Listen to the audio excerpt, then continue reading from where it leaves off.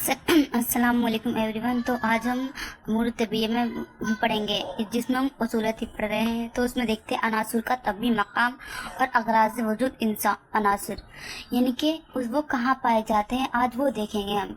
मकाम मतलब उनका रहने का, रहते कहाँ है वो, पाए कहाँ जाते हैं। चार अनासुर है, अंसुर अर्ज, अंसुर माँ, अंसुर हवा, अंसुर नार। तो चलिए एक एक करके पढ़ते हैं। देखिए सबसे पहले, उससे पढ़ने से पहले समझ लेते हैं। अंसुर अर्ज, अर्ज जो है मतलब बहुत भारी है, इसलिए सबसे नीचे पाया जाएगा। उसके बाद माँ पाया जाएगा, उसके बाद हवा, उससे हल्की, सबसे हल्की क्या है, नार। इतना ही दिमाग में रख लीजिए। इसके बाद हम ये इसमें देखते हैं, इसके बारे में एक एक करके पढ़ते हैं। अंसुर अर्ज, इस अंसुर की कैफियत हार याबिस है, यानी कि हॉट एंड ड्राई है। देखिए हार हॉट, रतब वेट, बारिद कोल्ड, याबिस ड्राई। जिसमें से हार और बारिद क्या होता है हमारे फाइलिया, क्योंकि इनसे फंक्शन होते हैं। रतब एंड याबिस क्या होता है, मुनफाला। ये और इसी वजह से अंसुर निहायत ठोस और वजनी हो जाता है। हम वैसे भी देखेंगे तो सही बात है, सबसे ज़्यादा ठोस होता है और दीगर अनासुर के मरकज़ में वाक़ होता है। अंसुर अर्ज का तबी मकाम तमाम अनासुर का वस्त यानी मरकज़ है, यानी कि सबसे नीचे जो होगा वो हमारा अंसुर अर्ज होगा, उसके ऊपर सारे अंसुर पाए जाएंगे। इस अंसुर का वजूद कायनात में इस मकसद के लिए है कि यानी इसका मकसद क्या है, इसका मकसद के लिए कि ठोस मुरक्कबात इससे बन सके। ठोस होता है तो ठोस मुरक्कबात बनाएगा, यानी कंपाउंड बनाएगा जो मजबूत और मुस्तहकम हो, और इस्तेहकाम की वजह से इनकी अशकार और हैयत भी महफूज रह सके, यानी कि जिस फॉर्म में बनाएंगे, जिस शेप में बनाएंगे, वो शेप वैसी की वैसी ही रहती है। ये इसका काम है अंसुर अर्ज का। अब देखते हैं अंसुर माँ। अब ये इससे तो हल्का होगा, बट अंसुर हवा से ये भारी होगा। तो इसका मतलब क्या है, अंसुर अर्ज के ऊपर आएगा और अंसुर हवा के नीचे आएगा। इस अंसुर की कैफियत क्या है, बारिद और रतब है, यानी कोल्ड, रतब, वेट।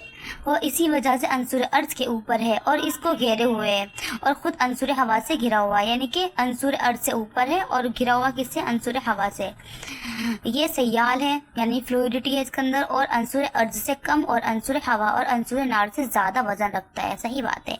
इसका वजूद कायनात में इस मकसद के लिए है कि इसकी वजह से अंसुर अर्ज मुख्तलिफ अशकार अख्तियार कर सके। लाइक हमें अलग अलग डिफरेंट शेप देनी है, तो हम अंसुर माँ की वजह से डिफरेंट शेप दे सकते हैं। अंसुर हवा, इस अंसुर की कैफियत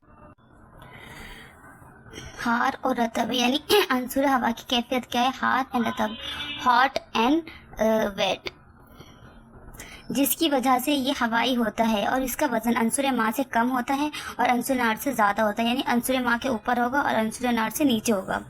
इस वजह से अंसुर माँ को घेरे होता है और ख़ुद अंसुर नार से घिरा होता है।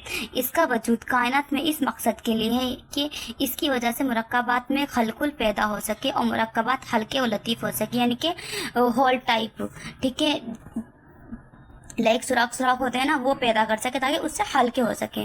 अंसुर नार, इस अंसुर की कैफियत हार याबिस यानी हॉट एंड ड्राई है।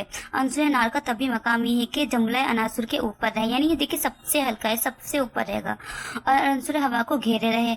चुनाचा इसका तभी मकाम आसमान की वो मकार सतह है जहाँ कौन फसाद ख़त्म हो जाता है। इस अंसुर का वजूद मकसद ये है कि मादों को नज़ज दे, यानी पकाए, यानी अब आग से तो कोई चीज़ को पका, जैसे हम पहले क्या किया, हमने कोई ठोस चीज़, उसको पानी से हमने उसको शेप को चेंज किया, फिर उसको हवा में करके उसको हल्का किया, फिर हम उसको अनार से पका देंगे, पक्का बना देंगे ताकि मुरक्कबात बन सके, जिसकी वजह से उसको सबसे हल्का होना चाहिए। शुक्रिया।